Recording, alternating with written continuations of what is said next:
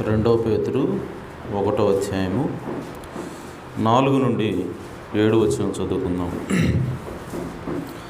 ఆ మహిమ గుణాతిశయములను బట్టి ఆయన మనకు అమూల్యములను అత్యధికములునైన వాగ్దానములను అనుగ్రహించినాడు. దురాశను అనుసరించటం వలన లోకమందున్న భ్రష్టత్వమును ఈ వాగ్దానముల మూలముగా మీరు తప్పించుకొని దేవ స్వభావమునందు పాలువారగునట్లు వాటిని అనుగ్రహించెను. ఆమేన్. మనం ఏ స్వభావంలో పాలు పొందాలంట? దేవుని స్వభావమునందు.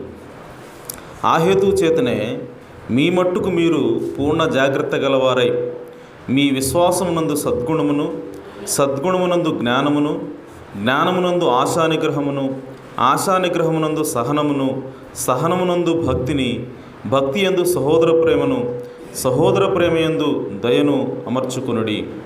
ఇవి మీకు కలిగి విస్తరించిన ఎడల అవి మన ప్రభు అయిన యేసుక్రీస్తును గూర్చిన అనుభవ జ్ఞాన విషయంలో మిమ్మల్ని సోమరులైనను నిష్ఫలైనను కాకుండా చేయును. ఆమేన్. దేవుడు తన పరిశుద్ధ వాక్యమునకు తన ఆశీస్సులు జోడు చేయనుగాక. తల వంచి చిన్న ప్రార్థన చేసుకుందాం. జీవాధిపతి, జీవము కలిగిన తండ్రి, మమ్మల్ని మిక్కిలిగా ప్రేమించి జగత్తు పునాది వేయబడక మునిపే అయా మమ్మల్ని ప్రేమ చేత క్రీస్తులు ఏర్పాటు చేసుకున్న దేవా మీకు స్తోత్రం. అయా మేము పరిపూర్ణం కావాలని, క్రీస్తు స్వరూపాన్ని ధరించాలని, అయా దేవుని స్వభావమును ధరించుకోవాలని, దేవుని స్వభావంలో పాలివారం కావాలని మీరు ముందుగానే మా కొరకు నిర్ణయించారు. అయా నా తండ్రి, ఆ విధంగా నిర్ణయించిన మీరు మమ్మల్ని పిలిచారు. పిలిచిన మమ్మల్ని మీరు నీతిమంతులుగా చేశారు. అయా నీతిమంతులుగా చేసిన మమ్మల్ని మీరు మహిమపరుస్తున్నారు ప్రభువా, మీకు స్తోత్రం. ఇదంతా కూడా మీ చిత్తానుసారంగానే జరుగుతున్నది నాయన. అయా నా తండ్రి, ఇందులో మేము చేసేది ఏమీ లేదు ప్రభువా. అయా మేము కేవలం నిమిత్త మాత్రము తండ్రి. అయా మేము పరిపూర్ణులుగా కావాలన్నది అయా అది మీ చిత్తమని మేము గ్రహిస్తున్నాం ప్రభువా. అయా గడిచిన ఆదివారం మీరు మాట్లాడారు ప్రభువా. ఇదిగో దేవుని యొక్క ప్రతి మాట కూడా విత్తనమైనదని మాట్లాడారు ప్రభువా. అయా నా తండ్రి, ఆ దేవుని విత్తనములు అయా నా తండ్రి ఇక్కడ కొన్ని ఉన్నాయి ప్రభువా. కనుక నా తండ్రి, అయా మీరు ఉదయకాల సమయంలో మీరు రంగం మీదకి రండి.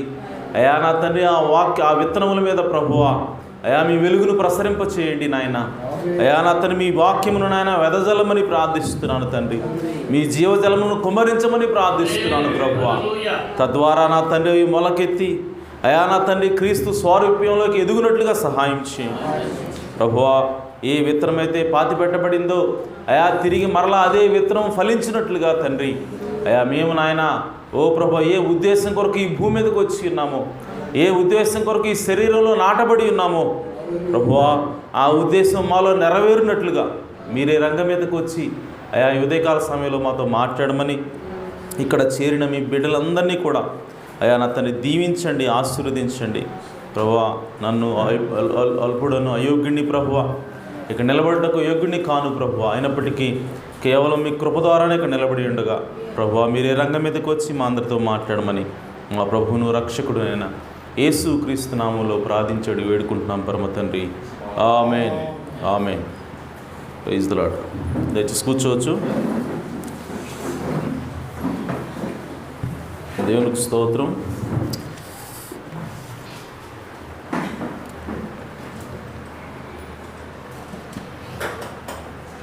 మరి పోయిన ఆదివారం వర్తమానం చెప్పాము. వర్తమానం ఏంటంటే దేవుని ప్రతి మాట కూడా ఒక విత్తనమైనది. ఆమేన్. సో పరిపూర్ణ మానవుని స్వరూపం అనేటువంటి సబ్జెక్ట్ని మనం ధ్యానిస్తూ ఉన్నాం. సో దానిలో భాగంగా మొదటి భాగంగా నేను పోయిన ఆదివారం దేవుని ప్రతి వాక్యం కూడా ఒక విత్తనము అయినది. ఆమేన్. అలాగే దేవుని ప్రతి కుమారుడు కూడా దేవుని వాక్యంలో భాగమై ఉన్నాడు. ఆమేన్. సహోదరుడు ఇస్సాక్ గారిని చూడటం చాలా సంతోషం. చాలా కాలం తర్వాత సహోదరుడు మళ్ళీ వచ్చాడు. దేవుడు సహోదరుని దీవించిన గాక. ఆమేన్. సరే, సో కాబట్టి మనము ఎవరు అనంటే దేవుని వాక్యంలో భాగమై ఉన్నాం. ఆమేన్. యేసుక్రీస్తు పరిపూర్ణమైనటువంటి వాక్యం అయితే మనం ఎవరు అనంటే ఆ వాక్యంలో, ఆ పరిపూర్ణ వాక్యంలో మనం భాగమై ఉన్నాం. ఆమేన్. కాబట్టి యేసుక్రీస్తు ఏ విధంగా ఈ భూమి మీదకి వచ్చి తన పనిని తాను నిర్వర్తించాడో, తను ఏ ఉద్దేశంతో అయితే ఈ భూమి మీదకి వచ్చాడో ఆ ఉద్దేశాన్ని ఆయన నెరవేర్చాడు. అలాగే ప్రియ సోదరి సోదరులారా, అదే వాక్యంలో భాగమైనటువంటి మనం కూడా ఈ భూమి మీదకి ఎందుకోసం వచ్చామంటే మన పరిధిలో మనం నెరవేర్చాల్సినటువంటి ఒక వాక్యము, ఒక కర్తవ్యం ఉంది. ఆమేన్. సో ఆ కర్తవ్యాన్ని నెరవేర్చడం కోసం ఈ భూమి మీదకి మనం వచ్చాం. ఆమేన్. సో ఆ కర్తవ్యము, ఆ ఉద్దేశము, మన పట్ల ఏదైతే దేవుని ఉద్దేశం ఉన్నదో ఆ ఉద్దేశం నెరవేర్చబడటమే మన పట్ల దేవుని చిత్తమై ఉన్నది. ఆమేన్. సో కాబట్టి దానికోసము మనందరం కూడా ప్రయత్నం చేయాలి. అయితే మరి పోయిన ఆదివారము మనం మాట్లాడుకుంటున్నప్పుడు, దాని గురించి ధ్యానించుకుంటున్నప్పుడు దేవుడు ఒక మాట జ్ఞాపకం చేశాడు. అదేంటంటే మనము దేవుని యొక్క పరిపూర్ణతలోకి, లేదంటే మనం ఏ ఉద్దేశంతో అయితే ఈ భూమి మీదకి వచ్చామో ఆ ఉద్దేశాన్ని నెరవేర్చడంలో మనం ఎలాంటి కష్టపడాల్సిన అవసరం లేదు, మనం ఎలాంటి దిగులు పడాల్సిన అవసరం లేదు. మనం ఎందుకోసం వచ్చామో దాన్ని నెరవేర్చాల్సిన బాధ్యత మన మీద ఉంది. మనం చేయాల్సిన పనులు చాలా ఉన్నాయి. కాబట్టి ఇవన్నీ ఎలా చేయాలి ఏంటి అని చెప్పి మనం దిగులు పడాల్సిన అవసరం లేదు, దాని గురించి ఆందోళన చెందాల్సిన అవసరం లేదు. ఎందుకనంటే అవన్నీ నెరవేర్చగలిగేటువంటి శక్తి సామర్థ్యాలని ఆల్రెడీ దేవుడు మనలో పెట్టి పంపించాడు. హల్లెలూయా. అదేలాగా సహోదరుడా అంటే మనము విత్తనాన్ని భూమిలో నాటుతాం కానీ చెట్టుని నాటం మనం. ఆమేన్. మనం విత్తనాన్ని భూమిలో నాటుతాం కానీ ఆకులు నాటం. ఆమేన్. మనం విత్తనాన్ని భూమిలో నాటుతాం కానీ కాయలను మనం నాటం. ఆమేన్. కానీ కాయలు దానిలో నుంచి వస్తున్నాయి, విత్తనాల నుంచి, ఆకులు దానిలో నుంచి వస్తున్నాయి, కొమ్మలు దానిలో నుంచి వస్తున్నాయి. సో ఇప్పుడు నిజానికి ఆ విత్తనం ఎందుకు నాటబడింది అంటే అది ఒక కాండాన్ని బయటికి తీసుకురావడానికి నాటబడింది. ఆమేన్. ఆ విత్తనం దేనికోసం? ఆ విత్తనం చేసిన పని ఏంటంటే కొమ్మలు వేయాలి. ఆమేన్. ఆ విత్తనం చేసిన పని ఏంటంటే అది ఆకులు వేయాలి, ఆ తర్వాత అది పూలు పూయాలి, ఆ తర్వాత అవి కాయలు కాయాలి. ఈ పని అంతా కూడా ఆ విత్తనం చేయాలి. ఆమేన్. సో అందుకోసం ఆ విత్తనం నాటబడింది. కానీ ఈ పనంతా చేయాలి, అమ్మో ఎంత పని ఉంది, నేను చేయగలనా లేదా అని అతను ఆలోచించాల్సిన అవసరం లేదు. ఆమేన్. కేవలం అది భూమిలో నాటబడి, ఆమేన్, అది నీరు పోయబడితే చాలు. ఆమేన్. సూర్యరశ్మి దాని మీద పడితే చాలు, ఆటోమేటిక్గా కొమ్మలు కానివ్వండి, ఆకులు కానివ్వండి, ఫలాలు కానీ అన్నీ ఆటోమేటిక్గా వచ్చేస్తూ ఉంటాయి. ఆమేన్. అలాగే ప్రియ సోదరి సోదరులారా, మనం ఎవరమంటే దేవుని యొక్క ఆలోచన ఉన్నాం. ఆమేన్. మనలో ఇక్కడ కూర్చున్న ప్రతి ఒక్కళ్ళం కూడా జగత్తు పునాది వేయబడక మునిపే దేవుని యొక్క మనసులో మనం ఆలోచనమై ఉన్నాం. దేవుడు ముందుగానే మనం చూశాడు, దేవుడు ముందుగానే మనల్ని ఎరిగాడు. అందుకోసమే బైబిల్ ఏం రాబడిందంటే మనము దేవుని స్వరూపాన్ని ధరించడం కోసము దేవుడు ముందుగానే మనల్ని నిర్ణయించుకున్నాడంట. ఆమేన్. నిర్ణయించుకోవడం అంటే ఒక పాస్టర్ గారు చెప్తున్నాడు. అదేంటంటే నిర్ణయించుకోవడం అంటే మనం బయటకు వచ్చిన తర్వాత, ఈ భూమి మీదకి వచ్చిన తర్వాత, పుట్టిన తర్వాత, పెరిగిన తర్వాత మనం చేసే పనులన్నిటి కూడా మంచిగా ఉన్నాయి కాబట్టి దేవుడు ఇదిగో పలానా సహోదరుడు యోహాను మంచి పనులు చేస్తున్నాడు కాబట్టి ఇతను నేను ఎన్నుకుంటున్నాను, సహోదరుడు విక్టర్ గారు మంచి పనులు చేస్తున్నాడు కాబట్టి నేను ఇతను ఎన్నుకుంటున్నాను, సహోదరి బియోలా మంచి పనులు చేస్తుంది కాబట్టి నేను ఎన్నుకుంటున్నాను అని మన కార్యాలు చేయటం ప్రారంభించిన తర్వాత దేవుడు ఎన్నుకోవడం కాదంట. ఆమేన్. మరి ఎప్పుడు ఎన్నుకుంటున్నాడంట? ఆయన జగత్తు పునాది వేయబడక మునిపే ఎన్నుకుంటున్నాడంట. ఆమేన్. ఎలా ఎన్నుకుంటున్నాడు అని అంటే ఆయన ముందుగా జరగబోయే తెలిసి ఎన్నుకోవటం కూడా కాదంట. ఆమేన్. ఇప్పటివరకు మనం ఏమనుకున్నామంటే దేవుడు ముందుగా అన్ని కూడా చూశాడు కాబట్టి ఎన్నుకుంటున్నాడని కాదంట. ఆయన ముందుగానే ఆయన ఆలోచనలో ఉన్న వాళ్ళని ఎరుగుతున్నాడంట ఆయన. హల్లెలూయా. సో ఆయన ఆలోచనలో నువ్వు ఉన్నావని దేవుడు చూస్తే, ఆమేన్, నువ్వు ఎలాంటి కార్యాలు చేస్తావో ముందే తెలుసు ఆయనకి. ఆమేన్. కాబట్టి ఆయన ఎవరిని ఎన్నుకుంటున్నాడు అని అంటే ఆయన ఆలోచనలో ముందుగా ఎవరినైతే చూశాడో వాళ్ళని దేవుడు ఎన్నుకుంటూ ఉన్నాడు. ఆమేన్. సో ఈరోజు నిన్ను నన్ను దేవుడు ఎన్నుకున్నాడు అని చెప్పి అంటే అర్థం ఏంటంటే మనము జగత్తు పునాది వేయబడక మునిపే ఎక్కడున్నామంటే దేవుని మైండ్లో ఉన్నాం. మనం దేవుని ఆలోచనలో మనము ఉన్నాం. సో దేవుని ఆలోచనలో ఉన్నాం కాబట్టి మనం ఖచ్చితంగా దేవునికి సంతానమై ఉన్నాము, మనం ఖచ్చితంగా దేవుని యొక్క వాక్యమై ఉన్నాము, మనం ఖచ్చితంగా దేవుని యొక్క విత్తనమై ఉన్నాము. ఆమేన్. సో దేవుని యొక్క విత్తనం అయితే గనక మనం ఖచ్చితంగా దేవుని యొక్క స్వరూపాన్ని ధరించి తీరాల్సిందే. ఆమేన్. సో యేసుక్రీస్తు దేవుని యొక్క వాక్యం అయినప్పుడు ఆయన భూమిలో నాటబడిన తర్వాత ఆయన లోపల నుంచి వచ్చినటువంటి ఆ స్వభావం ఎలా ఉందంటే అది దేవుని యొక్క స్వభావం అయినది. ఆమేన్. సో యేసుక్రీస్తు ఈ భూమి మీద 2000 సంవత్సరాల క్రితము ఆయన ఈ శరీరంలో అనేటువంటి మట్టిలో నాటబడ్డాడు ఆయన. ఆమేన్. సో నాటబడిన తర్వాత ఆయన యొక్క జీవితం ఎలా ఉంది? ఆయన యొక్క గుణం ఎలా ఉందంటే అచ్చం దేవుని పోలి ఉన్నది. ఆమేన్. ఎందుకంటే ఆయనే దేవుడు కాబట్టి. ఆమేన్.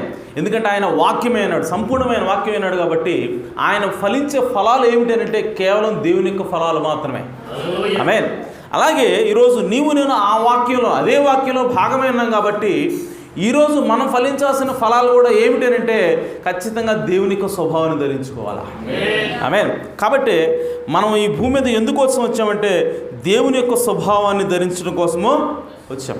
ఆమేన్. అదే ఈరోజు ఇక్కడ ఇందాక మనం చదువుకున్నాం. ఆ హేతు చేతనే 4వ వచనం, ఆ మహిమ గుణాతిశయములను బట్టి ఆయన మనకు అమూల్యములను అత్యధికములైన వాగ్దానములను అనుగ్రహించున్నాడు.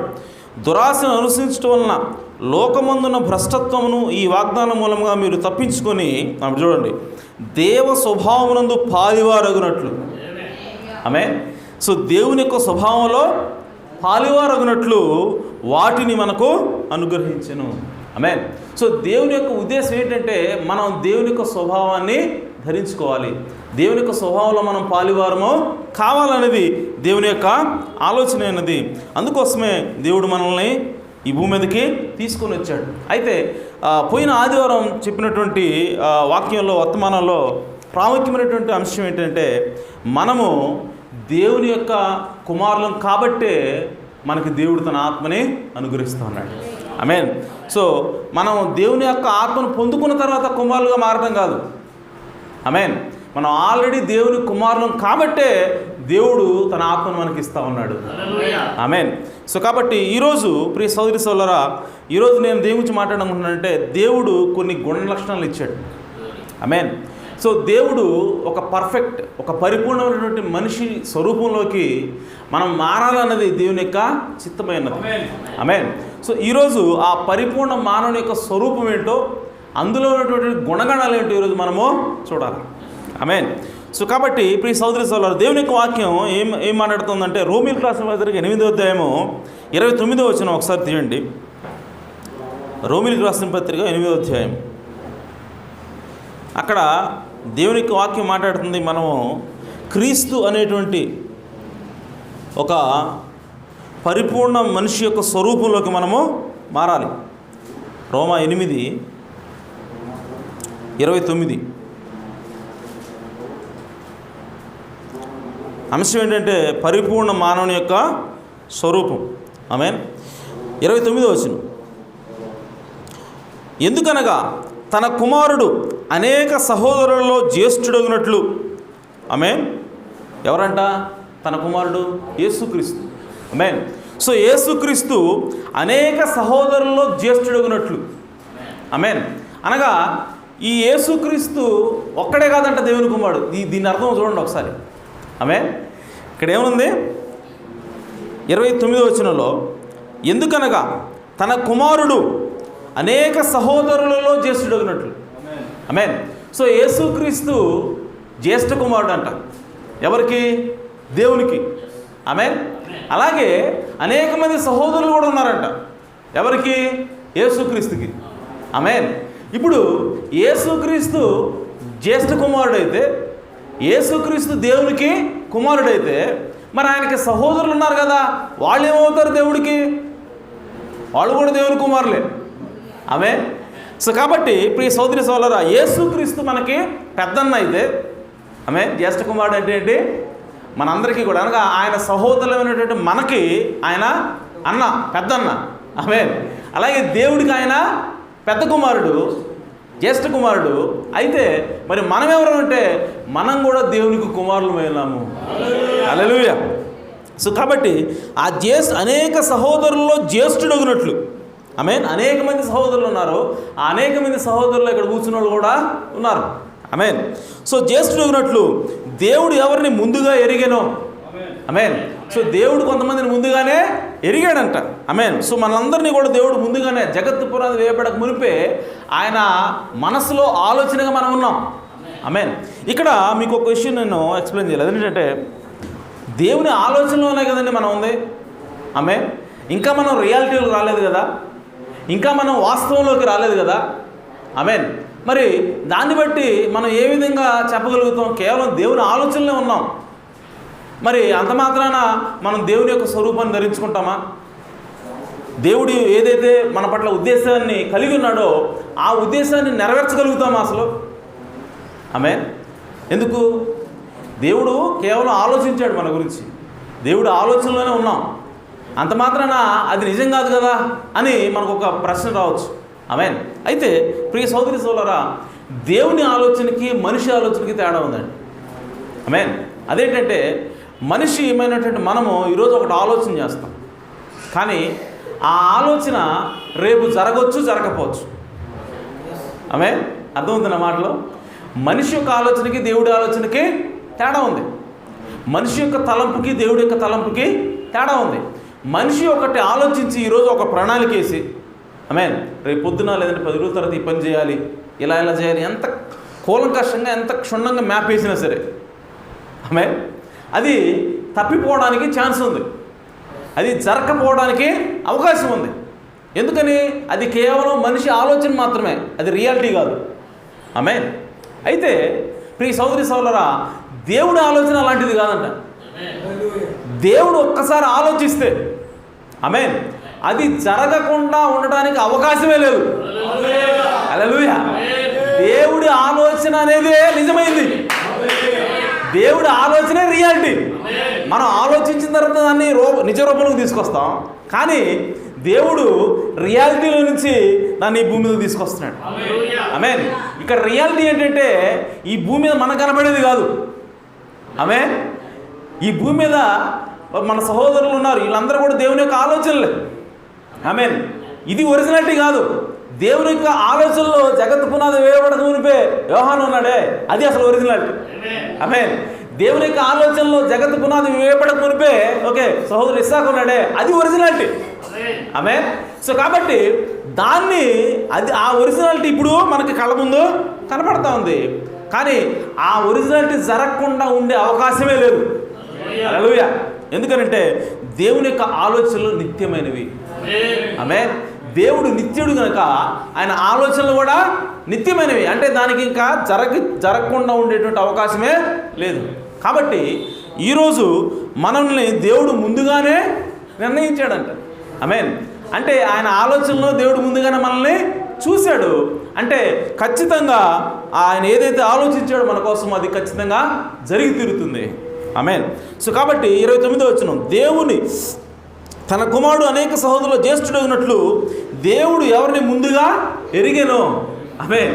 సో ముందుగా ఎరిగాడంటే వాళ్ళు వాస్తవమే ఉన్నారు, వాళ్ళు రియాలిటీ. ఆమేన్. ముందుగా ఎరిగేనో వారు తన కుమారునితో సారూప్యము గలవారుటకు. ఆమేన్. సో ఎందుకు ఎరిగాడంట వాళ్ళని? దేవుని యొక్క కుమారుడు అంటే యేసుక్రీస్తుతో సారూప్యం గలవారు అనగా యేసుక్రీస్తు ఎలాంటి స్వభావం కలిగి ఉన్నాడో, యేసుక్రీస్తు ఎలాంటి గుణగణాలు కలిగి ఉన్నాడో అవే గుణగణాలు వీళ్ళు కూడా కలిగి ఉండాలని. ఆమేన్. అందుకోసం వాళ్ళని ఎరిగాడంట. ఆమేన్. ఎవరిని ముందుగా ఎరిగినో వారు తన కుమారుతో సారూప్యం గల వారు ముందుగా నిర్ణయించరు. హల్లెలూయా.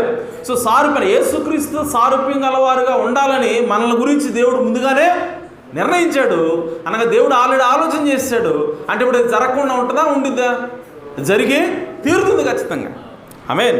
సో కాబట్టి దాని గురించి మనం భయపడాల్సిన అవసరం లేదు.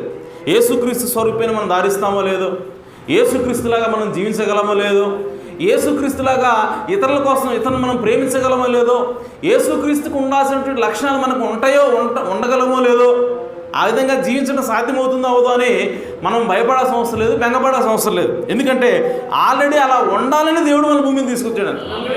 హల్లెలూయా. మరియు ఎవరిని ముందుగా నిర్ణయించినో వారిని పిలిచెను. ఆమేన్. ఎవరిని పిలిచెనో వారిని నీతిమంతులుగా తీర్చెను. హల్లెలూయా. సో ఎవరిని నీతిమంతులుగా తీర్చెనో వారిని మహిమపరిచెను. ఆమేన్. సో కాబట్టి దేవుడు ఆల్రెడీ మనల్ని మహిమపరిచాడు. ఆమేన్. సో దేవుడు ఆల్రెడీ మనం పరిపూర్ణులుగా చేశాడు. సో కాబట్టి ఇప్పుడు ఆ ప్రాసెస్లో మనం ఉన్నాం, ఖచ్చితంగా దాన్ని పొందే తీరుతాము. ఆమేన్. యేసుక్రీస్తు యొక్క స్వరూపాన్ని మనం ధరించకుండా మనం ఆపేది ఈ లోకంలో ఏదీ లేదు. ఆమేన్. పాతాళంలో ఉన్న దెయ్యాలన్నీ వచ్చినా సరే ఓకే, మనం యేసుక్రీస్తు స్వరూపాన్ని ధరించుకొని తీరతాము. ఆమేన్. సో కాబట్టి ప్రియ సోదరి సోదరులారా, మనల్ని పుట్టించింది, మనల్ని ఈ భూమి మీద తీసుకొచ్చింది దేనికనంటే క్రీస్తు స్వారూప్యంలోకి, అనగా దేవుని యొక్క జ్యేష్ఠ కుమారుడు అయినటువంటి యేసుక్రీస్తు స్వారూప్యంలోకి మనల్ని చెక్కడానికే దేవుడు తీసుకొని వచ్చాడు. అందుకోసం దేవుడు మనం ముందుగానే నిర్ణయించుకున్నాడని దేవుని యొక్క వాక్యం తెలియజేస్తూ ఉంది. ఆమేన్. సో కాబట్టి అలాగే ఇప్పుడు యేసుక్రీస్తు యొక్క పరిపూర్ణ మనిషి అనగా మనం ఏ రూపంలోకి వెళ్ళాలి అని అంటే పరిపూర్ణ మానవుల రూపంలోకి వెళ్ళాలి. సో ఆ పరిపూర్ణ మానవుడు ఎవరంటే యేసుక్రీస్తు అన్నాడు. ఆమేన్. సో కాబట్టి మనందరం కూడా ఆ యేసుక్రీస్తు పరిపూర్ణుడు కనుక ఆయన స్వరూప్యాన్ని మనం ధరించాలని బైబిల్ తెలియజేస్తూ ఉంది. ఆమేన్. అలాగే ప్రియ సోదరి సోదరులారా, ఈరోజు ఎందుకు మనము పరిపూర్ణమైనటువంటి మనుషులుగా మారాలి? ఆమేన్. పరిపూర్ణమైనటువంటి మనుషులుగా మారటం మంచిదే. ఓకే, దేవుడు నిర్ణయించాడు. అయితే ఎందుకు మారాలి మనం పరిపూర్ణులుగా? ఆమేన్. ఎందుకు మారాలంటే దేవుని యొక్క ఆలోచన ఏంటంటే దేవుడు హస్తకృతాల్లో నివసించేవాడు కాదు. దేవుడు మనుషులు కట్టినటువంటి మందిరాల్లో నివసించేవాడు కాదు. ఆయనకి చేతితో కట్టబడినటువంటి ఆలయాలు కొన్ని ఉన్నాయి. ఆమేన్. సో అందులోనే ఆయన నివాసం చేస్తాడు. ఆ ఆలయంగా నీవు నేను కట్టబడవలసినది. ఆమేన్.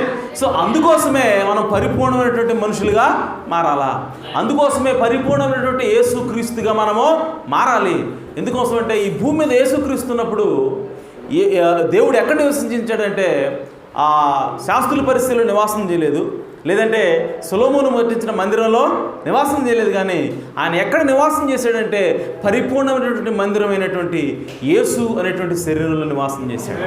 ఆమేన్. అలాగే ఈరోజు కూడా దేవుడు ఎక్కడ నివాసం చేయాలని కోరుకుంటున్నాడంటే ఈరోజు పరిపూర్ణమైనటువంటి మందిరంగా కట్టబడుతున్నటువంటి తన వధువులో నివాసం చేయాలని కోరుకుంటున్నాడు ఆయన.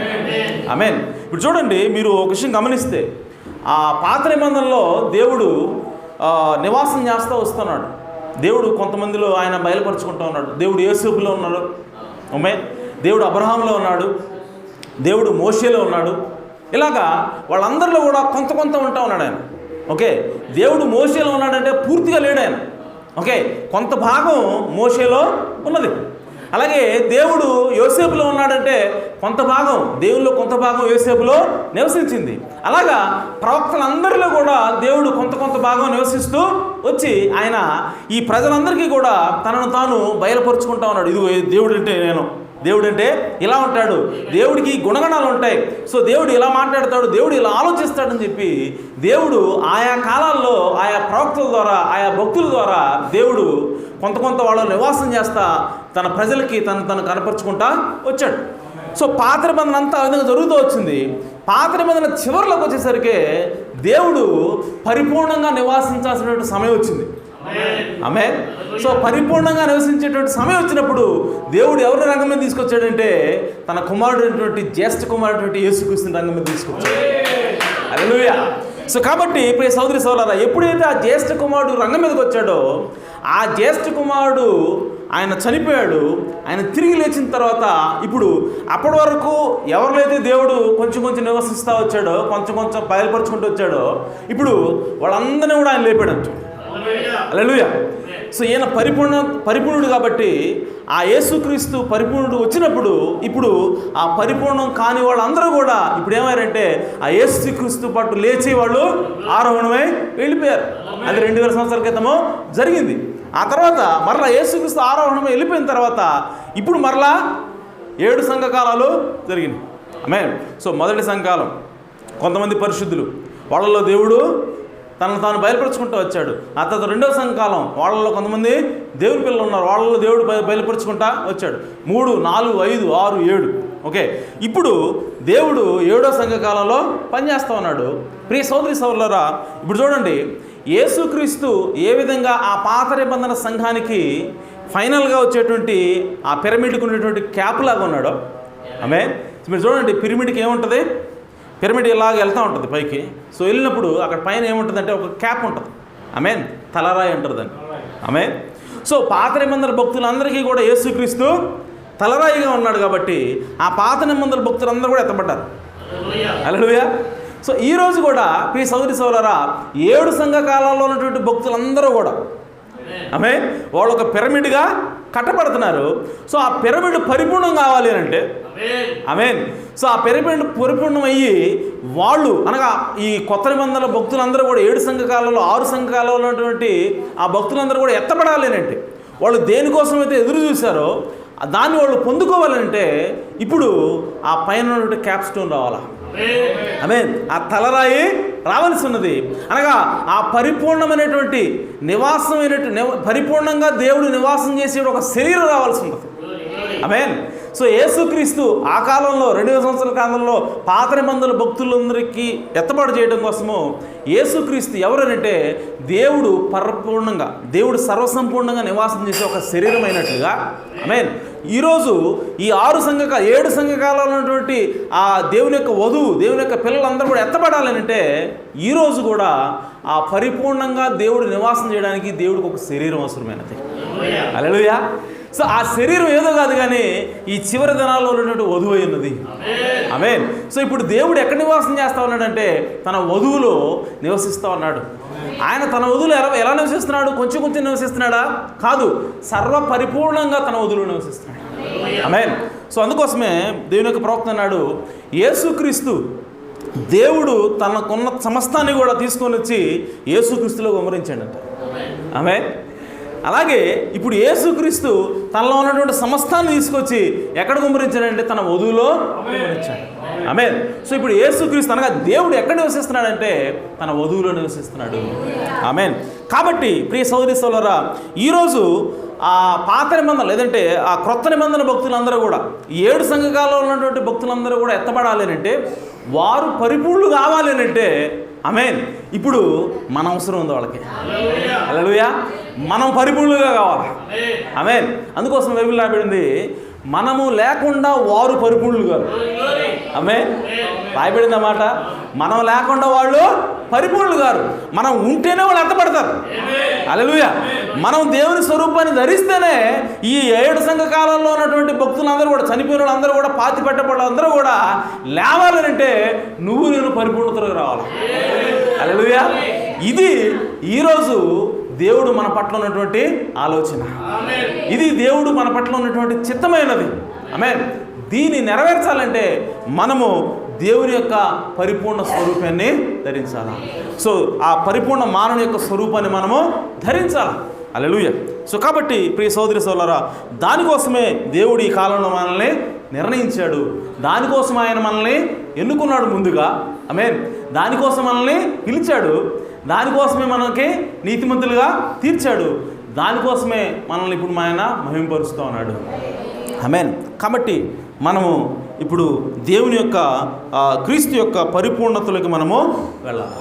ఆమేన్.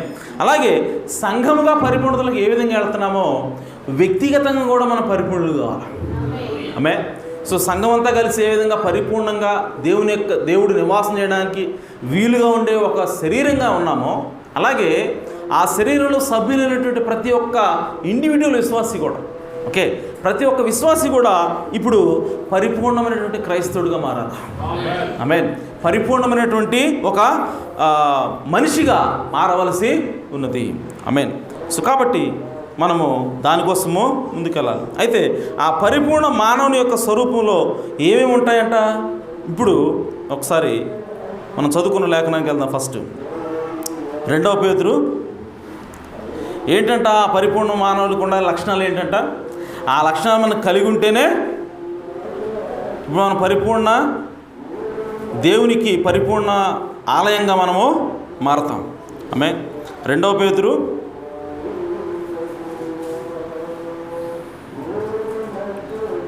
1వ అధ్యాయము 5వ వచనం.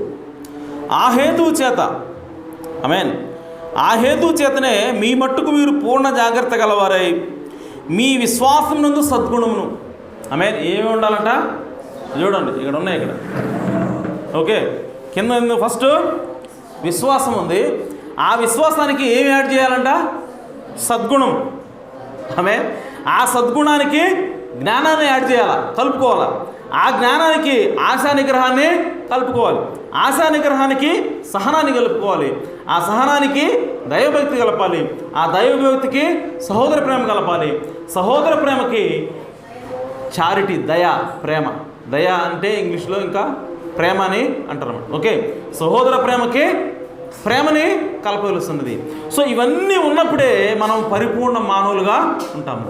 సో అదే పరిపూర్ణ మానవుని యొక్క స్వరూపమైనది. ఆమేన్. అయితే ఇక్కడ మనం గమనించాల్సిన విషయం ఏంటంటే, విశ్వాసానికి సద్గుణాన్ని యాడ్ చేస్తున్నాం, సద్గుణానికి జ్ఞానాన్ని యాడ్ చేస్తాం, ఇలా ఒకదానికొకటి యాడ్ చేస్తూ ఉన్నాం. చేసుకోవాలి, మనం యాడ్ చేయాలి. ఓకే, అయితే విశ్వాసాన్ని యాడ్ చేయమని లేదు. మీరు గమనించారా? ఆమేన్. మీకు ఆల్రెడీ విశ్వాసం ఉండాలి. హల్లెలూయా. విశ్వాసానికి నువ్వు విశ్వాసం ఉంటే దానికి నువ్వు సద్గుణాన్ని యాడ్ చేస్తావు. ఆమేన్. నీకు సద్గుణం ఉంటే దానికి జ్ఞానాన్ని యాడ్ చేస్తావు. ఇవన్నీ యాడ్ చేసుకుంటూ పోయే, కానీ మొదటి మెట్టు ఏదైతే ఉందో, ఆమేన్, విశ్వాసం అనేది నీకెవరో కూడా నువ్వు యాడ్ చేసుకోలేవు దాన్ని. ఆమేన్. నువ్వు ఎంత నువ్వు దాన్ని తీసుకోలేవు, నువ్వు దానికోసం పోరాడలేవు. ఆమేన్. ఎందుకనంటే విశ్వాసం అనేది దేవుడు ఇవ్వవలసి ఉన్నది. ఆమేన్. సో విశ్వాసం అనేది దేవుడిచ్చే గిఫ్ట్ అని బైబిల్ చెప్తా ఉంది. ఆమేన్. సో దేవుడు విశ్వాసం ఇస్తాడు. ఆయన అందుకోసం బైబిల్ రాయబడింది, దేవుడు విశ్వాసమునకు కర్తయు దాన్ని కొనసాగించి ముగించేవాడై ఉన్నాడు. ఆమేన్.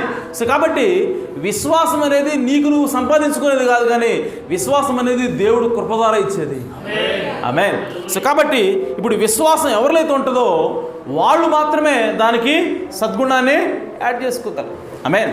కాబట్టి ప్రియ సోదరి సోదరులారా, ఆ విశ్వాసం ఎలా వస్తుంది అని అంటే, నీవు దేవుని యొక్క వాక్యాన్ని విన్నప్పుడు వస్తుంది. ఆమేన్. సో దేవుని యొక్క వాక్యం విన్నప్పుడు నీకు విశ్వాసం రావాలి అని అంటే, నీ లోపల ఏముండాలంటే ఆల్రెడీ నువ్వు దేవుని విత్తనమై ఉండాలి. ఆమేన్. ఎవరికి విశ్వాసం వస్తుంది? ఎవరికి ఆ వాక్యం విన్నప్పుడు ఆ వాక్యం నిలబడుతుంది. ఆమేన్. అని అంటే ఎవరిలో అయితే దేవుని యొక్క విత్తనం ఉంటుందో, దేవుని యొక్క అంకురం ఉంటుందో. ఆమేన్. మనం అంతకుముందు చెప్పుకున్నాం, ఆదివారం వర్తమానంలో చెప్పా. విత్తనం లోపల ఏముంటుందంటే, విత్తనానికి పైన షెల్ ఉంటుంది. ఓకే, గట్టిగా ఉంటుంది విత్తనం పైన. ఓకే, అదేమిటంటే శరీరం. ఆమేన్. ఆ విత్తనం లోపల పల్ప్ ఉంటుంది, గుజ్జు ఉంటుంది. ఆమేన్. సో అదేమిటంటే అది స్పిరిట్. ఆమేన్. సో ఆ విత్తనం లోపల అక్కడ ఆ గుజ్జు లోపల ఏముంటుందంటే ఒక అంకురం ఉంటుంది. ఆమేన్. సో ఆ అంకురం ఏంటంటే అది సోలు అన్నది. ఆమేన్. అది ఆత్మ అన్నది. ఆమేన్. సో ఇప్పుడు ప్రియ సోదరి సోదరులారా, ఆ ఆత్మలో దేవుని యొక్క కణం ఉంటుంది. ఆమేన్. ఆత్మ అయితే దేవుడి దగ్గర నుంచైనా వచ్చి ఉండాలి. ఆమేన్. లేదా అపవాదిదైనా ఉండాలి, రెండే ఉంటాయి నాలుగు. ఆమేన్. సో కాబట్టి ఆ ఆత్మలో దేవుని యొక్క భాగం ఉంటే, అనగా అంకురం అది దేవుని యొక్క లక్షణాలు కలిగి ఉంటేనే తప్ప ఆ విశ్వాసం, ఆ వాక్యం వచ్చినప్పుడు ఆ వాక్యాన్ని పట్టుకోలేదు. ఆమేన్. సో ఇప్పుడు ఎప్పుడైతే ఆ వాక్యాన్ని పట్టుకుంటుందో అదే విశ్వాసమైనది. ఆమేన్. సో కాబట్టి నీకు విశ్వాసం ఉంది అని అంటే వాక్యం విన్నప్పుడు విశ్వాసం ఉన్నదని తెలుస్తుంది, ఆ విశ్వాసం పట్టుకుంటుంది. ఆమేన్. అసలు నీ లోపల అంకురమే లేదనుకో, దేవుని జీవమే లేదనుకో. ఆమేన్.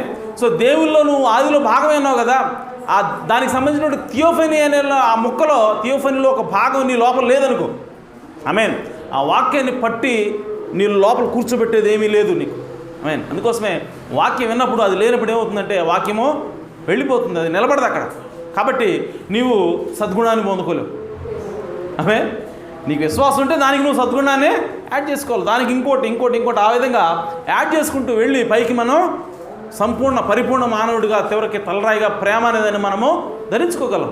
ఆమేన్. అయితే ప్రియ సోదరి సోదరులారా, ఇందులో విశ్వాసం అనేది మనం సంపాదించుకునేది కాదు, మనం యాడ్ చేసుకునేది కాదు, కానీ అది దేవుడే కృప ద్వారా ఇచ్చేదే ఉన్నది. ఆమేన్. ఆ తర్వాత ప్రియ సోదరి సోదరులారా, విశ్వాసానికి మనం యాడ్ చేసుకోవాలి సద్గుణము. ఆమేన్. ఇంగ్లీష్ దాన్ని వర్చ్యూ అంటారు. ఓకే. సో వర్చ్యూ అనగా ఏమిటి అంటే, నీవు ఇతరుల ముందు ఏ విధంగా జీవిస్తున్నావు. సద్గుణం అంటే ఏంటి? ఇతరుల ముందు నువ్వు ఏ విధంగా జీవిస్తున్నావు, నువ్వు మంచిగా జీవిస్తున్నావా లేదా అన్నదే సద్గుణమైనది. ఆమేన్. అలాగే encouraging words to those that are down. ఎవడైనా సరే డౌన్లో ఉన్నప్పుడు, ఎవరైనా సరే కృంగినప్పుడు వాళ్ళని ఎంకరేజ్ చేస్తూ మాట్లాడినట్లయితే అది సద్గుణమైనది. ఆమేన్. అలాగే a helping hand at an appropriate time. So సరైన సమయంలో సరైనటువంటి సహాయం చేసేదే సద్గుణమైనది. ఆమేన్. సద్గుణం అంటే ఏంటో చెప్తున్నాడు. ఓకే, అలాగే quoting the just right words just on time. So సరైన సమయంలో సరైన మాట పలకడమే సద్గుణమైనది. ఆమేన్. ఆ విధంగా making God big in the eyes of someone needing hope. ఎవరికైనా సరే దేవుడు కావాల్సిన సమయంలో, దేవుడు అవసరమైనటువంటి సమయంలో మనం వెళ్ళి దేవుణ్ణి ఘనపరచడమే, దేవుడిని గొప్పగా చేసేలాగా మనం ప్రవర్తించడమే సద్గుణమైనది. ఆమేన్. సో సద్గుణము అనగా ప్రియ సోదరి సోదరులారా, పూలు తీసుకుంటే వాటికి సువాసన ఉంటుంది, పూలల్లో తేనె ఉంటుంది. ఇవన్నీ కూడా వాటికి ఆ పువ్వు యొక్క సద్గుణాలు ఉన్నాయి. ఆమేన్. సద్గుణం అంటే ఏంటి? పువ్వు ఉంది, దానికి ఒక లక్షణం. ఆమేన్. సో పువ్వు ఉంది, పువ్వుకి ఏముంటుంది? సువాసన ఉంటుంది. ఆ సువాసన అనేది ఒక సద్గుణం, పువ్వు యొక్క సద్గుణం. అలాగే దానిలో బ్యూటీ ఉంటుంది, అందం ఉంటుంది, అది ఒక సద్గుణం ఆ పువ్వుకి. అలాగే ఒక మనిషికి కూడా సద్గుణాలు ఉంటాయి. ఆమేన్. సో అవన్నీ ఏమిటి అంటే ప్రియ సోదరి సోదరులారా, ఇది ఇతరులకి సహాయం చేయటం, దేవుణ్ణి ఘనపరచడం, ఇతరులు కుంగినప్పుడు వాళ్ళని లేవనెత్తటం, సరిగ్గా మాట్లాడటం, ఇవన్నీ కూడా ఒక మనిషికి ఉండాల్సినటువంటి సద్గుణాలు ఉన్నాయి. ఆమేన్. సో కాబట్టి ఆ విశ్వాసానికి ఈ సద్గుణాన్ని మనము యాడ్ చేయాలి. ఆమేన్. ఇది అలాగే సంఘానికి కూడా సద్గుణాలు ఉంటాయి. ఇప్పుడు నేను చెప్పింది ఒక మనిషిని తీసుకుంటే ఆ మనిషికి సద్గుణాలు ఏమిటి అని అంటే ఇవన్నీ కూడా ఓకే, ఇతరులకు సహాయం చేయటం, మంచిగా మాట్లాడటం, ఓకే, దేవుడిని కనపరిచేలాగా మాట్లాడటం. సో ఇవన్నీ కూడా ఒక మనిషికి సద్గుణాలు. అలాగే ఒక సంఘానికి కూడా సద్గుణాలు ఉంటాయి. సంఘానికి ఉండే సద్గుణాలు ఏమిటి అంటే స్వస్థతలు జరగటం. ఆమేన్. అలాగే విడుదల, దెయ్యాల నుంచి కానివ్వండి, లేదంటే చెడ్డ అలవాట్ల నుంచి కానివ్వండి, లేదంటే ఇంకా దేనికైనా సరే ఉంటే వాటిలో వాటన్నించి కూడా విడుదల పొందటం, ఇవన్నీ కూడా ఒక సంఘానికి ఉండేటువంటి సద్గుణాలు ఉన్నాయి. ఆమేన్. సో కాబట్టి ప్రియ సోదరులు, ఇవన్నీ కూడా సద్గుణాలు అయి ఉన్నాయి. ఈ సద్గుణాన్ని మనము ధరించాలి. ఓకే, ఆ విశ్వాసానికి మనం జోడించాలని బైబిల్ తెలియజేస్తూ ఉంది. ఆమేన్. అలాగే సద్గుణం అనగా శక్తి అని కూడా బైబిల్ చెప్తాం. ఆమేన్. సద్గుణం అంటే శక్తి అని కూడా మనకి బైబిల్ చెప్తా ఉంది.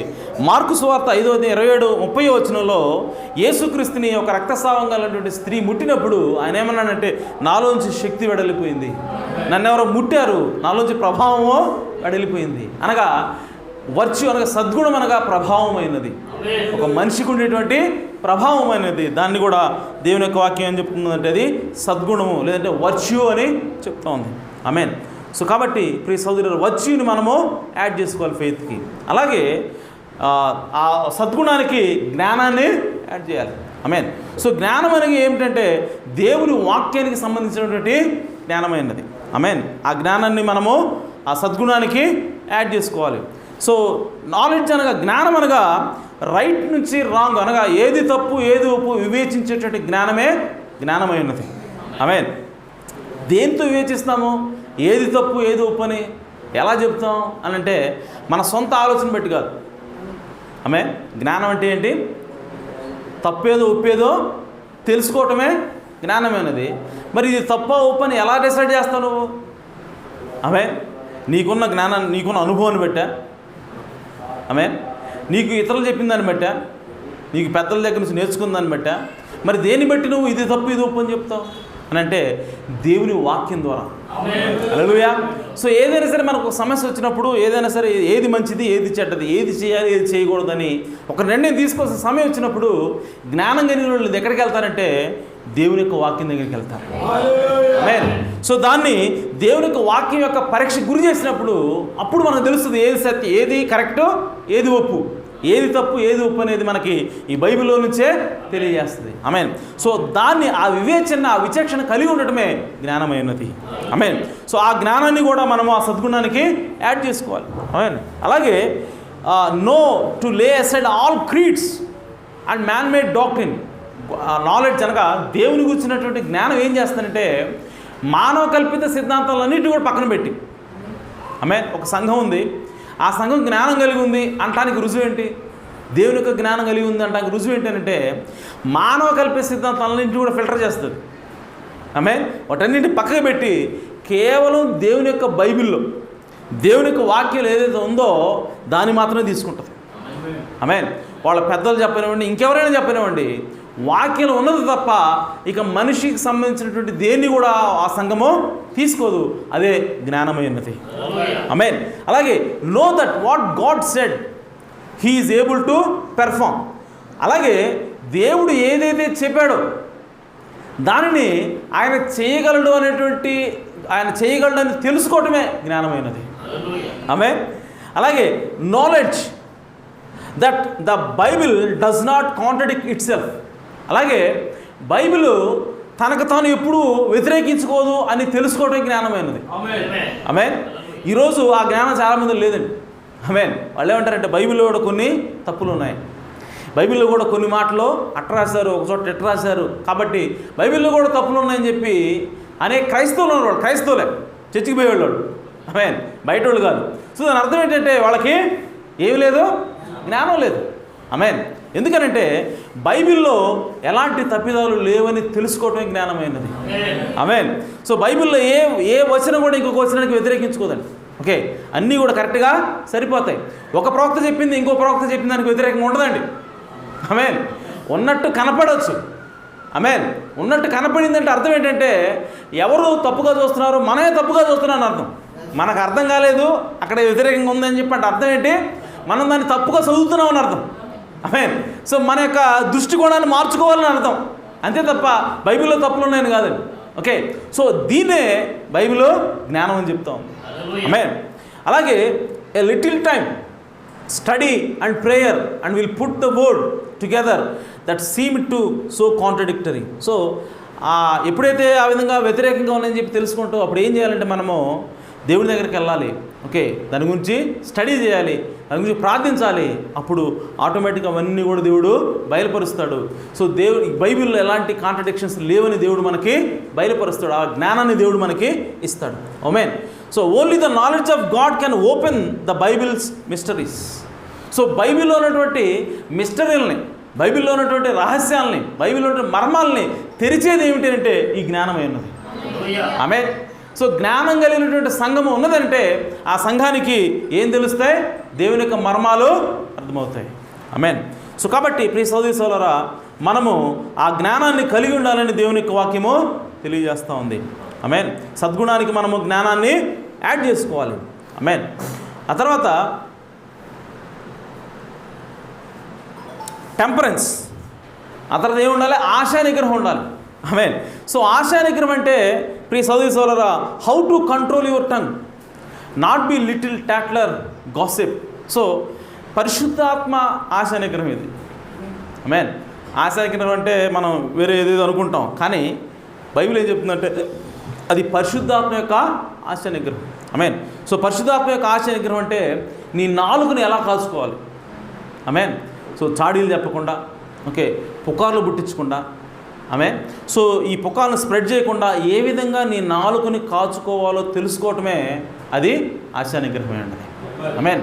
సో ఆ నాలుకను కాచుకోవటమే నిజమైనటువంటి దేవుడు చెప్తున్నటువంటి ఆశా నిగ్రహం. ఆమేన్. అలాగే how to control your temper, not fly of. So నీ కోపాన్ని ఓకే అణుచుకోవటమే ఆశా నిగ్రహమైనది. ఆమేన్. సో ఎవడైనా సరే వచ్చి ఊరకు జస్ట్ ఒక చిన్న మాట మాట్లాడితే చాలు వెంటనే రేగిపోయి చేతులు పక్కన మెడిసి ఎవడరా నువ్వు నేనంటే అనుకుంటున్నావు అని అంటున్నావు అంటే మనలో ఏం లేదు, ఆశా నిగ్రహం. ఆమేన్. సో మన కోపాన్ని ఏ విధంగా కంట్రోల్ చేసుకోవాలో తెలిపేదే ఆశా నిగ్రహమైనది. ఆమేన్. అలాగే how to answer in kindness when spoken in wrath, ఇవన్నీ ప్రవక్త చెప్పాడు. ఓకే, ఎవరైనా సరే మన దగ్గరకు వచ్చి కోపంగా మాట్లాడుతున్నప్పుడు ఆమేన్ వాళ్ళకి మనం శాంతంగా సమాధానం ఎలా చెప్పాలో నేర్పేదే ఆశా నిగ్రహం. ఆమేన్. సో ఆశా నిగ్రహం అంటే ఏంటి, అవతలోడు మనతో ఫ్యూరియస్గా మాట్లాడుతాడు, కోపంగా మాట్లాడుతున్నాడు, బూతులు మాట్లాడతాడు మన దగ్గరకు వచ్చి అది ఇది అని చెప్పి ఓకే మాట్లాడుతున్నప్పుడు జనరల్గా మనం ఆశా నిగ్రహం లేదనుకో మనం ఏమవుతాం, ఆటోమేటిక్గా రివర్స్ అయ్యి మనం కూడా బూతులు తిడతాం, మనం కూడా కోపంగా మాట్లాడతాం. సో ఆ విధంగా కోపంగా మాట్లాడకుండా అవతలోడు కోపంగా మాట్లాడుతున్నప్పటికీ మనం శాంతంగా చేసేదే ఆశా నిగ్రహం. ఆమేన్. అలాగే when they are all railed up rail not back, వాళ్ళందరూ కూడా నీ మీదకి వచ్చి ఇచ్చేస్తున్నప్పుడు నువ్వు తిరిగి వాళ్ళ మీదకి వెళ్ళకపోవడమే ఆశా నిగ్రహం. ఆమేన్. If you still blow up first sauce and stew you can't add that. So నువ్వు ఈ విధంగా అందరితోటి గొడవలు పెట్టుకుంటా, సో అందరితోటి నువ్వు కోపంగా మాట్లాడుతూ ఉన్నప్పుడు నువ్వు ఆ ఆశా నిగ్రహాన్ని యాడ్ చేసుకోలేము. ఆమేన్. సో కాబట్టి మనం ఆశా నిగ్రహం అంటే మనం కోపాన్ని కంట్రోల్ చేసుకోవటం, ఆశా నిగ్రహం అంటే మన యొక్క నాలుకని అదుపులో పెట్టుకోవటం, ఇవన్నీ కూడా పరిశుద్ధాత్మ యొక్క ఆశా నిగ్రహాలు అయి ఉన్నాయి. ఆమేన్. ప్రవక్త నాడు పరిశుద్ధాత్మ ఆశా నిగ్రహం మనకి ఎంతో అవసరం అని చెప్పాడు. ఇంకొకటి కొంతమంది ప్రవక్త చెప్తున్నాడు, కొంతమంది అంటారంట చూడటానికి చాలా సౌమ్యంగా కనపడతాడు అంటాడు. ఆమేన్. వాడు ఎంత కోపంగా మాట్లాడినవాడు ఏం మాట్లాడంట, ఓకే, సైలెంట్గా ఉంటాడంట. వాడిని చూస్తే వాడికి ఆశా నిగ్రహం ఉందనిపిస్తుంది. ఆమేన్. కానీ వాడు లోపల ఏమనుకుంటా ఉంటాడంటే, ఆమేన్, వాడు ఎవడన్నా సరే తిడుతున్నాడు ఇంకా వచ్చి, ఓకే, తిడుతున్నప్పుడు వాడు తిట్టడు, సైలెంట్గా ఉంటాడు. కానీ వాడు లోపల ఈ విధంగా అనుకుంటూ ఉంటాడు, నువ్వు మాట్లాడే మాటలకి నాకు లోపల అనుకునేది వాడు, ఓకే, నువ్వు మాట్లాడే మాటలకి నాకు కోపం వస్తుంది, నీ తల నరకాలన్న కోపం వస్తుంది, కానీ పోలీసులు ఉన్నారని ఆగుతున్నా, స్టేషన్లో వేస్తారని ఆగుతున్నా, లేదంటే మామూలుగా ఉండదు నీకు అని చెప్పి వాడు అనుకుంటూ ఉంటాడు లోపల. ఆమేన్. సో కానీ పైకి ఎలా ఉంటాడు, ఎంత తిట్టినా సరే ఏమంటాడు, ఓకే, అది కూడా ఆశా నిగ్రహం కాదన్నట్టు ప్రాబ్లం. ఆమేన్. సో అది ఆశా నిగ్రహాన్ని తెచ్చిపెట్టుకోవడం. ఆమేన్. అది ఆశా నిగ్రహం కాదు. ఓకే. సో మనం నిజంగానే అంటే మనం ఎప్పుడు శాంతంగా ఉంటాం, అవతలోడు తిడుతున్నా సరే మనం ఎప్పుడు ప్రశాంతంగా ఉంటాం అంటే అవతలోని క్షమించగలిగినప్పుడు. హల్లెలూయా. సో వాడు మనకి ఎంత ద్రోహమైనదేని మనం వాడితో కలిసి మాట్లాడుతూ ఉంటాం, ఓకే. సో వాడికి సహాయం చేస్తాం, వాడికి ఏదైనా అవసరం ఉందనుకోండి వాడికి సహాయం చేస్తాం. సో ఇవన్నీ ఎప్పుడు చేయగలము అని అంటే నిజంగా వాడిని క్షమించినప్పుడు. హల్లెలూయా. సో ఆశా నిగ్రహం అంటే ఏంటి అని అంటే మన యొక్క కోపాన్ని అణుచుకోవడమే. కానీ ఎప్పుడు అణుచుకుంటావు కోపాన్ని? ఎప్పుడు నీ సహోదరుని ద్వేషించకుండా, వాడు ద్వేషిస్తున్నా సరే నువ్వు ద్వేషించకుండా ఎప్పుడు ఉండగలుగుతావు అంటే అవతల వాడిని ప్రేమించినప్పుడు, అవతల వాడిని క్షమించినప్పుడు మనకు నిజమైనటువంటి ఆశా నిగ్రహం వస్తుంది. ఆమేన్. సో ఆ ఆశా నిగ్రహాన్ని మనం కలిగి ఉండాలని బైబిల్ చెప్తా ఉంది.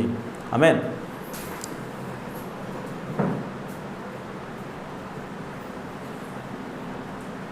యేసుక్రీస్తు ఆశా నిగ్రహాన్ని కలిగి ఉన్నాడు. అందుకోసమే ఆయన ఏమన్నాడు, ఆ శిలువలో వాళ్ళు ఆయన సిలువ వేస్తున్నప్పుడు ఆయన ఏమన్నాడు, తండ్రి వీరేమి చేస్తున్నారో వీరికి తెలియదు కనుక వీరిని క్షమించు. హల్లెలూయా. సో అంత ఘోరంగా కొడుతున్నా సరే, అంత ఘోరంగా తిడుతున్నా సరే ఆయన ఏం చూస్తున్నాడు, వాళ్ళ ఇగ్నరెన్స్ని చూడగలుగుతున్నాడు. ఆయన ఎందుకు క్షమించగలుగుతున్నాడు? ఆయన కొడుతున్నారు, ఆయన తిడుతున్నారు, ఆయన పొడుస్తున్నారు, అయినా సరే వాళ్ళని ఎందుకు క్షమించగలుగుతున్నాడు ఆయన అని అంటే, ప్రియ సోదరి సోదరా, ఆయన ఏమంటాడు, వీరేం చేయించున్నో వారికి తెలియదు కనుక వాళ్ళని క్షమించు. ఆమేన్. అంటే ఎదుటి వాళ్ళ యొక్క అజ్ఞానాన్ని గుర్తించగలిగినప్పుడే మనకు ఆశా నిగ్రహం వస్తుంది. ఆమేన్. సో ఎదుటివాడు మన మీదకి వస్తున్నప్పుడు మనం వాళ్ళు ఏం చూడాలంటే, వీడు నిజంగా నా మీద చేయాలని లేదు, వీడికి ఎవరో ఏదో చెప్పారు. ఆమేన్. అందుకోసం వాడు నా మీదకి వస్తున్నాడు, కానీ వీడికి నా మీద పగలేదు, ద్వేషం లేదు అన్న గ్రహింపు మనకి ఎప్పుడైతే వస్తుందో వాడు మనం క్షమించగలుగుతాం. ఆమేన్. ఇంత ఆలోచించలేదనుకో, ఆమేన్, మనం ఏం చూస్తుంటే వాడు తిట్టాడా అదే చూస్తాం, వాడు ఎందుకు తిట్టాడు, ఎవడు చెబితే తిట్టాడు, వాడికి ఎంత జ్ఞానం ఉంది, ఆమేన్, వాడు ఏ ఉద్దేశం తిట్టాడు, ఇవన్నీ మనం పట్టించుకోం. ఇప్పుడు ఆశా నిగ్రహం లేనప్పుడు, ఆమేన్, ఆశా నిగ్రహం ఉందనుకో, ఓకే, వాడు తిట్టంగా వెంటనే మనం తిట్టుని పట్టించుకోం, వెనక్కి వెళ్తాం. అసలు వీడు ఎందుకు తిట్టాడు, వీడు తిట్టడం వెనకాల ఉద్దేశం ఏంటి, వీడు ఎవరైనా వీడికి ఎక్కించి చెప్పారా నా గురించి, ఏంటి, ఎందుకు తిడుతున్నాడు, వీడు ఎందుకు నన్ను ద్వేషిస్తున్నాడు అని కారణాన్ని వెతకడానికి ప్రయత్నం చేసినప్పుడు ఆ కారణం మనకు కనపడుతుంది, అప్పుడు వెంటనే అతన్ని క్షమించగలుగుతాం. యేసుక్రీస్తు కూడా అదే చేస్తున్నాడు. యేసుక్రీస్తు ఆయన కొడుతున్నారు, ఆయన తిడుతున్నారు, ఆయన జుట్టు లాగుతున్నారు, ఉమ్మేస్తున్నారు, ఇవన్నీ చేస్తున్నా సరే ఆయన ఏమంటున్నాడు, తండ్రి వీరు ఏమి చేయుచున్నారో వీరు ఎరుగురు కనుక వీరికి క్షమించు. హల్లెలూయా. వీరిని క్షమించమని చెబుతూనే ఆయన ఏమంటాడు, వీళ్ళు ఎందుకు కొడుతున్నారో చెబుతున్నాడు ఆయన. ఆమేన్. ఎందుకు కొడుతున్నారంట, తెలియక. వీరేం చేస్తున్నారో వాళ్ళకి తెలియకనే కొడుతున్నారు, తెలిస్తే కొట్టరు. ఆమేన్. అది యేసుక్రీస్తు యొక్క ఉద్దేశం. ఆయన ఎందుకు క్షమించగలిగాడు యేసుక్రీస్తు, ఆయన ఏం చూశాడు కాబట్టి క్షమించగలిగాడంటే, వాళ్ళు కొడుతున్నప్పుడు వాళ్ళు ఎందుకోసం కొడుతున్నారో చూశాడు ఆయన, వాడు వెనకాల ఉద్దేశాన్ని ఆయన చూశాడు కాబట్టి ఆయన క్షమించగలుగుతున్నాడు. ఆమేన్.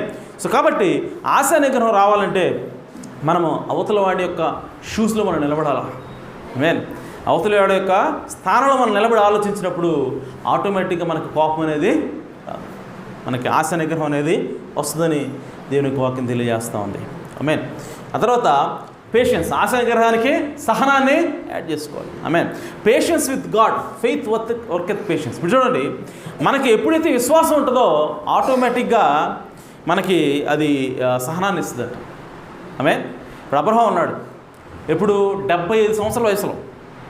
ఆయనకి ఎన్ని సంవత్సరాలు? అప్పుడు 75 ఏళ్ళప్పుడు దేవుడు వచ్చి చెప్పాడు, నువ్వు నీ జనాంగం నుంచి బయటికి రా, నీకు సంతానాన్ని ఇస్తా, ఓకే, ఆ సంతానాన్ని వృద్ధి చేస్తా, దాన్ని ఒక దేశంగా నేను చేస్తానని చెప్పి అబ్రహాంకి 75 ఏళ్ల వయసులో చెప్పాడు.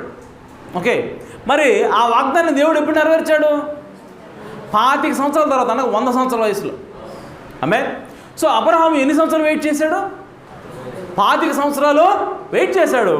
25 సంవత్సరాలు వెయిట్ చేసినా కూడా ఈ 25 సంవత్సరాలు ఎక్కడ కూడా ఆయన సనగలేదంట, గొనగలేదంట. ఆమె. బైబిల్ రాయబడింది, ఆయన ఎక్కడ కూడా బలహీనుడు కాలేదని ఉంది. ఎందుకు? ఆయనకి విశ్వాసం ఉంది. హల్లెలూయా.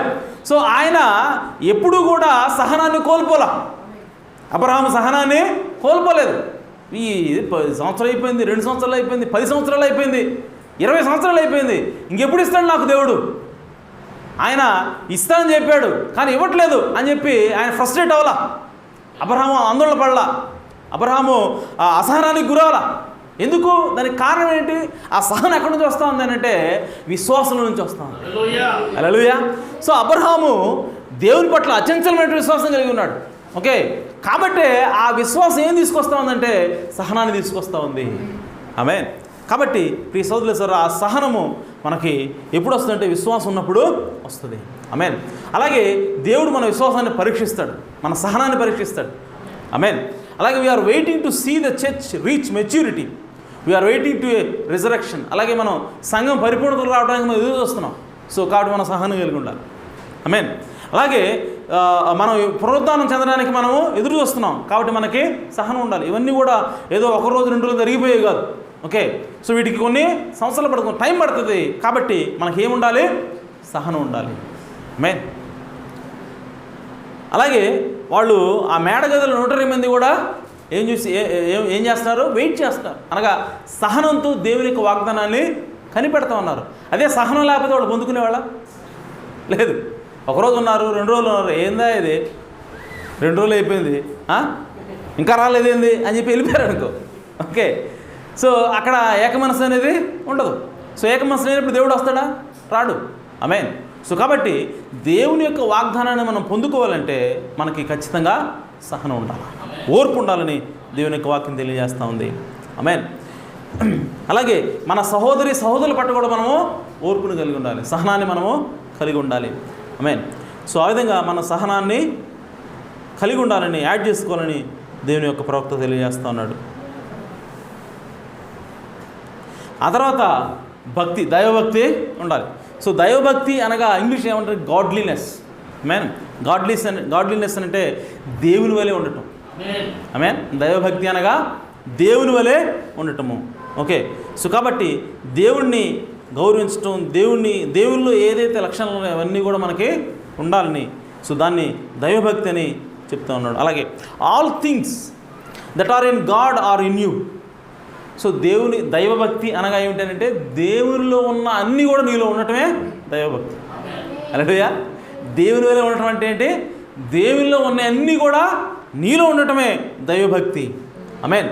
అందుకోసం బైబిల్ రాయబడింది, నేను పరిపూర్ణుడు కనుక మీరు కూడా పరిపూర్ణులైనండి. ఆమేన్. అనగా యేసుక్రీస్తు పరిపూర్ణుడు అంటే అర్థం ఏంటి? యేసుక్రీస్తులో కొదువు లేదు, యేసుక్రీస్తులో కొరత లేదు. అంటే దేవునిలో ఏవైతే లక్షణాలు ఉండాలో ఆ లక్షణాలు అన్నీ కూడా యేసుక్రీస్తులో ఉన్నాయి. ఆమేన్. ఒక్కటి కూడా తక్కువ కాకుండా. ఆమేన్. అది పరిపూర్ణత అంటే. ఆమేన్. యేసుక్రీస్తు పరిపూర్ణుడు. ఆమేన్. ఎందుకని? దేవునిలో ఉండాల్సిన అన్ని లక్షణాలు ఉన్నాయి, ఏ ఒక్కటి లేకపోయినా ఆయన పరిపూర్ణుడు కాడు. ఆమేన్. అలాగే దేవుడే అంటున్నాడు, నేను పరిపూర్ణుడు కనుక మీరు కూడా పరిపూర్ణులై ఉండాలి. హల్లెలూయా. సో నాలో సర్వ పరిపూర్ణత అనగా దేవునిలో ఉన్న ప్రతి లక్షణం నాలో ఉంది, అలాగే మీలో కూడా దేవుని యొక్క ప్రతి లక్షణం ఉండాలి. ఆమేన్. అదే దైవ భక్తి. ఆమేన్. సో అలాగే క్రీస్తు యొక్క సర్వ పరిపూర్ణతలకు మనం రావాలని బైబిల్ చెప్తా ఉంది. ఆమేన్. సో కాబట్టి but speaking the truth in love May grow up in to him in all things which is the head. Amen. So సత్యంలో, ప్రేమతో సత్యంలో ఉండటమే అదేం చేస్తుందంటే మనల్ని క్రీస్తులోకి అనగా పరిపూర్ణతలోకి మనల్ని తీసుకొస్తుంది. ఆమేన్. సత్యంతో, but speaking the truth in love. So ఎప్పుడు మనం పరిపూర్ణతలోకి వస్తాము అని అంటే, ఎలాగ పరిపూర్ణతలోకి వస్తామని అంటే, మనము ప్రేమతో సత్యం మాట్లాడినప్పుడు వస్తూ ఉంటాం. ఆమేన్. ప్రేమతో సత్యము, సత్యం అనగా వాక్యం. ఓకే. సో ప్రేమతో నువ్వు సత్యాన్ని మాట్లాడాలా, ప్రేమతో దేవుని యొక్క వాక్యాన్ని మాట్లాడాలా, ప్రేమతో దేవుని యొక్క వాక్యాన్ని నువ్వు ఫాలో అయినప్పుడు నీవు దేవుని యొక్క క్రీస్తు యొక్క స్వరూపాన్ని ధరిస్తావు. ఆమేన్. సో అదే దైవ భక్తి అన్నది. ఆమేన్. ఆ తర్వాత సహోదర ప్రేమ. ఆమేన్. So brotherly kindness. ఆమేన్. Put yourself in his place on the matter. Okay. So సహోదర ప్రేమ ఎప్పుడు వస్తుంది మనకేనంటే, అవతలి సహోదరుడుని మనం ప్రేమించాలంటే మనం ఎప్పుడు ప్రేమిస్తామంటే, అవతల వ్యక్తి ఏ స్థితిలో ఉన్నాడో అదే స్థితిలో నిన్ను నువ్వు ఊహించుకున్నప్పుడు. ఆమేన్. సో అప్పుడు మాత్రం నువ్వు నీ సహోదరుని అర్థం చేసుకోగలవు. అప్పుడు మాత్రమే ఆ సహోదరుడు ఎంత దిగజారిపోయినప్పటికీ ఆ సహోదరుడు నువ్వు ప్రేమించగలవు.